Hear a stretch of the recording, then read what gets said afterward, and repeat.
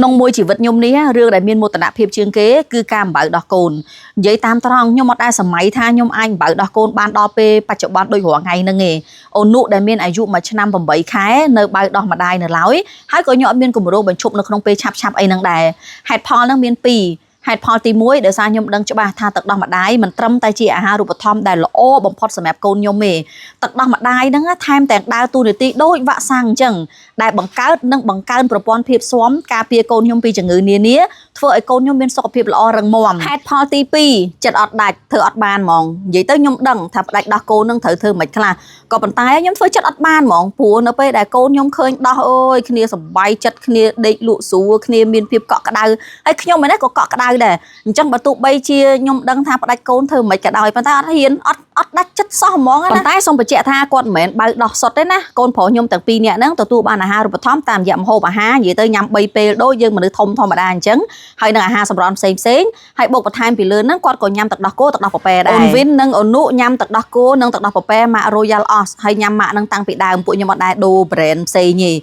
េហើយត្រង់ចំណុចហ្នឹងមានប្រិមិត្តសួរជារឿយៗដែរថាធ្វើម៉េចបានខ្ញុំជ្រើសរើសយកទឹកដោះគោទឹកដោះពពែម៉ាក់ហ្នឹងហើយគិតថាវាត្រឹមត្រូវសម្រាប់កូនពីព្រោះសម្រាប់ប៉ាម៉ាក់មួយចំនួនណាពេលដែលកូនគាត់មានបញ្ហាសុខភាពចំណុចដែលគាត់បារម្ភហើយលើកឡើងដំបូងគេហ្នឹងគឺភាគច្រើនទឹកដោះគោទឹកដោះពពែហើយគាត់យល់ថាប្រហែលជាគាត់រើសមិនបានត្រឹមត្រូវអីអញ្ចឹងណាហើយខ្ញុំសូមបញ្ជាក់ច្បាស់ណាស់អូនវិនអូនុទាំងពីរអ្នកសិតតែធ្លាប់ឈឺមិនមែនថាមិនឈឺសោះឯព្រោះក្មេងណាក៏ឈឺដែរអញ្ចឹងហេតុអីបានជាពួកខ្ញុំអត់ដែលនឹកឃើញផ្លាស់ប្ដូរទឹកដោះគោឬក៏ទឹកដោះពពែឲ្យគាត់ចម្លើយរបស់ពួកខ្ញុំគឺខ្ញុំបានជ្រើសរើសត្រូវប៉ុន្តែអាជ្រើសរើសត្រូវហ្នឹងមានន័យថាម៉េចគឺបានន័យថាការលូតលាស់របស់កូនខ្ញុំនឹងបានវិវត្តសមរម្យទៅតាមអាយុរបស់គាត់ទាំងកម្ពស់ទាំងគីឡូហើយនឹងប្រព័ន្ធរំលាយអាហារការបន្តបង់ក៏អត់ដែលមានបញ្ហាអីដែរអត់ដែលក្តៀនទេសូម្បីតែម្ដងហើយក៏អត់ដែលរាកដោយសារតែទឹកដោះគោឬក៏ទឹកដោះពពែដែរហេតុអីបានខ្ញុំនិយាយបែបនេះពីព្រោះរៀងរាល់ពេលដែលគាត់ឈឺមិនថាស្រាឬក៏ធ្ងន់គេងពេទ្យឬមិនគេងពេទ្យទេពេលខ្លះគឺបណ្ដាលឲ្យចំណងអាហាររបស់គាត់នឹងវាចុះខ្សោយបន្តិចហើយគាត់អត់សូវញ៉ាំអីនិយាយទ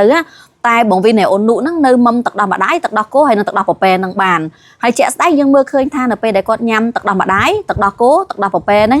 គាត់អត់ដែលមានបញ្ហាបន្ទោបង់ទេនិយាយទៅលាមកគាត់នៅល្អធម្មតាហើយពេលខ្លះមានលំមាកតិចតួចប៉ុន្តែលំមាកតិចតួចហ្នឹងគឺដោយសារថ្នាំផ្សះទេនេះគ្រាន់តែយោងតាមបទពិសោធន៍របស់ខ្ញុំឯណាសម្រាប់ប៉ាម៉ាក់ខ្ញុំលើកទឹកចិត្តឲ្យនៅពេលដែលកូនមានបញ្ហាសុខភាពដែលតាក់ទងទៅនឹងរឿងអាហារូបត្ថម្ភប្រព័ន្ធរំលាយអាហារអានឹងគួរតែពិភាក្សាជាមួយនឹងវិជ្ជបណ្ឌិតហ្នឹងឲ្យបានលើសពីម្នាក់ទៅលើបញ្ហា food allergy និង food intolerance ព្រោះបើសិនជាកូនយើងអត់មានបញ្ហាអាឡែស៊ី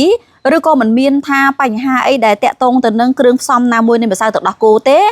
អានឹងគឺអាចបញ្ហាមិនមែននៅនឹងម្សៅទឹកដោះគោឬទឹកដោះពពែទេវាអាចស្ថិតនៅលើរឿងអនាម័យឬក៏ជំងឺផ្សេងនិយាយមកដល់កន្លែងហ្នឹងក៏មានម៉ាក់ប៉ាធ្លាប់សួរខ្ញុំអំពីគ្រឿងផ្សំនៅលើកំប៉ុងម្សៅទឹកដោះគោកូនដែរថាយើងធ្វើមិនទៅអាចដឹងថាមួយណាវាល្អមួយណាវាមិនល្អសម្រាប់កូនយើងហើយនិយាយដល់កន្លែងហ្នឹងវាជាបំផុតទេតើតែយើងនឹងស្វែងយល់ពីពេទ្យជំនាញអ្នកជំនាញអាហារូបត្ថម្ភឬក៏យើងត្រូវអានស្រាវជ្រាវខ្លួនឯងបន្ថែមទៀតពីសារធាតុផ្សំម្ដងមួយមុខ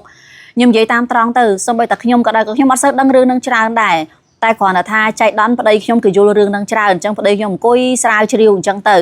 ប៉ុន្តែខ្ញុំនេះវិញដែលមិនសូវយល់រឿងធាតុផ្សំទេអញ្ចឹងចំណុចសំខាន់ហ្នឹងគឺខ្ញុំត្រូវមើលថាតើវិទ្យាសាស្ត្រនៃការផលិតការលាយបញ្ចូលគ្នានៅគ្រឿងផ្សំឬក៏គេមានការត្រួតពិនិត្យបន្ថែមពីស្ថាប័នឯករាជ្យឬក៏មានការអនុវត្តច្បាប់តឹងរឹងនៅក្នុងប្រទេសដែលគេគ្រប់គ្រងសង្វាក់ផលិតកម្មដើម្បីចេញជាអក្សរនៅលើកំប៉ុងឲ្យយើងដែរឬក៏អត់ប្តីខ្ញុំក៏ស្រាវជ្រាវខ្លះហើយខ្ញុំនេះក៏ស្គាល់គេស្គាល់ឯងច្រើនអញ្ចឹងទៅយើងមើលលម្អិតទៅលើគ្រឿងផ្សំហើយក៏យើងបានពិភាក្សាជាមួយអ្នកដែលយើងស្គាល់ដែលជាគ្រូពេទ្យជាអ្នកជំនាញផ្នែកអាហារូបត្ថម្ភអីជាដើមហើយមួយទៀតហ្នឹងគឺយើងមើលអំពីប្រវត្តិរោងចក្រនៅអូស្ត្រាលីដែរព្រោះ Royal Os ហ្នឹងជាផលិតផលរបស់ប្រទេសអូស្ត្រាលីណាអញ្ចឹងខ្ញុំស្គាល់គេស្គាល់ឯងណាដែលធ្លាប់នៅអូស្ត្រាលីឬក៏ជាជនជាតិអូស្ត្រាលីអញ្ចឹងទៅក៏សួរនាំគេដំណើរដើមតងអីអញ្ចឹងទៅជ្រើសរើសទឹកដោះគោទឹកដោះពពែសម្រាប់កូនហ្នឹងជាបេសកកម្មមួយដ៏ចាំបាច់មែនទែនក្នុងនាមជាម្ដាយប៉ុន្តែមួយទៀតក្នុងនាមជាអ្នកផ្សព្វផ្សាយខ្ញុំអត់ចង់ផ្សាយផលិតផលដែលខ្ញុំមិនទុកចិត្តឬក៏មិនច្បាស់ទេដូច្នេះហើយសម្រាប់ Royal Os ហ្នឹងខ្ញុំមើលតាំងពីសង្វាក់ផលិតកម្មបច្ចេកទេសហើយនិងវត្ថុធាតុដើមទៀតហើយនិយាយស្មោះត្រង់ទៅខ្ញុំទុកចិត្តប្រទេសអូស្ត្រាលីដោយសារតែទី1ខ្ញុំធ្លាប់ចេញចូលទី2ប្តីខ្ញុំធ្លាប់រៀននៅនឹងហើយខ្ញុំក៏ធ្លាប់ធ្វើការជាមួយនឹងប្រទេសអូស្ត្រាលីដែរអូស្ត្រាលីគឺជាប្រទេសមួយដែលមានច្បាប់និងការអនុវត្តតឹងរឹងមែនតែម្ដងទៅលើការ ការផលិតអាហារូបត្ថម្ភហើយមិនដែលធ្លាប់មានប្រវត្តិបញ្ហាឬក៏ recall ផលិតផលម្សៅទឹកដោះគោឬក៏ទឹកដោះពពែកូនក្មេងចូលរោងចក្រវិញដោយសារមានបញ្ហាណាមួយគឺអត់ដែលមានហ្មងនៅក្នុងប្រវត្តិសាស្ត្រជាទូទៅនៅលើកំប៉ុងគឺមានព័ត៌មានលម្អិតទាំងអស់សារធាតុផ្សំឬក៏វីតាមីនអីជាច្រើនអញ្ចឹងទៅឧទាហរណ៍ដូចជាជាតិស្ករគេមានអាស្ករចេះគេមានពាក្យបច្ចេកទេសរបស់គេបញ្យល់នៅលើកំប៉ុងហ្នឹងអញ្ចឹងណាសំណួរសួរថាទីមួយយើងយល់អត់ដូចខ្ញុំនិយាយមិញអញ្ចឹងបើអត់យល់យើងស្រាវជ្រាវបន្ថែមទៀតសួរគេសួរឯងសួរពេទ្យសួរអីអញ្ចឹងទៅប៉ុន្តែលើពីហ្នឹងទៀតថាតើយើងទុកចិត្តអសរនៅលើកំប៉ុងហ្នឹងប៉ុណ្ណាថាតើផលិតផលហ្នឹងវាពិតជា